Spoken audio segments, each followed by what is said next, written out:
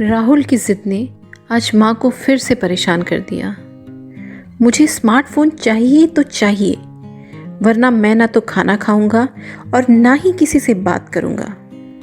ऐसा कहकर वो घर से बाहर निकल गया और कॉलोनी के पास बने पार्क में बैठ गया। रोज रोज मुझे टाल देते हैं और मेरे दोस्तों के सामने मेरी बेइज्जती होती है। मेरे प्रति कोई इनकी जिम्मेदारी नहीं है। एक छोटा सा स्मार्टफोन ही तो मांग रहा हूं। राहुल के मन में ऐसे बहुत से विचार आ रहे थे।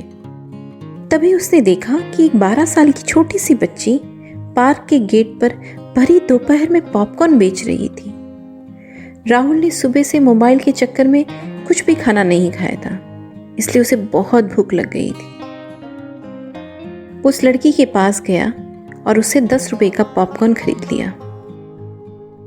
पॉपकॉर्न खाते खाते उसने लड़की से पूछा, मैंने तुम्हें यहाँ कभी नहीं देखा।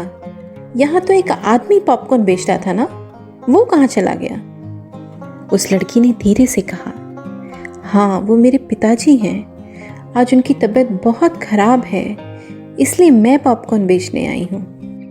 राहुल ने फिर कहा, तो इतनी तेज दोपहर में तुम्हारे पिताजी ने तुम्हें पॉपकॉर्न बेचने के लिए भेज दिया, क्यों? लड़की ने कहा, नहीं नहीं, उन्हें तो पता भी नहीं कि मैं यहाँ आई हूँ। मैंने सोचा कि मेरे पिताजी सुबह दिन निकलते ही कमाने के लिए घर से निकलते हैं और देर रात तक घर लौटते हैं, ताकि हमारा घर चल सके। माँ भी दूसरों के घरों में काम करती है और अपने घर पे भी करती है, ताकि माँ पिताजी का हाथ बटा सके। उन्होंने मेरी पढ़ाई लिखाई, पहनने ओढ़ने, खाने पीने, किसी में कोई कमी नहीं छोड़ी। उन्होंने अपनी जिम्मेदारी बहुत बखूबी निभाई है।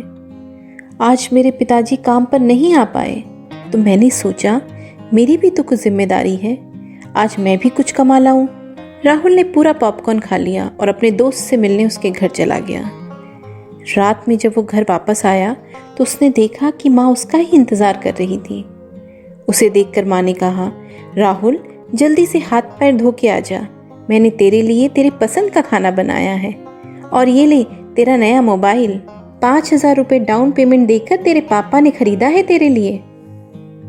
राहुल बहुत खुश हो गया। उसने पूछा, माँ ये रुपए कहाँ से आए? माँ ने कहा, तुम्हारे पिताजी ने भिजवाए थे शाम को तुम्हारे मोबाइल के लिए। राहुल ने पूछा माँ को, माँ पिताजी कहाँ हैं? रात के 9 बज गए हैं, वो तो 8 बजे तक आ जाते हैं।